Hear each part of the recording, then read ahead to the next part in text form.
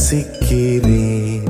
கண்ணுக்குள் புத்தி வைப்பேன் என் செல்ல கண்ணனேவா. திதித்த தைச்சதிக்குள் என்னோடு ஆடுவாவா.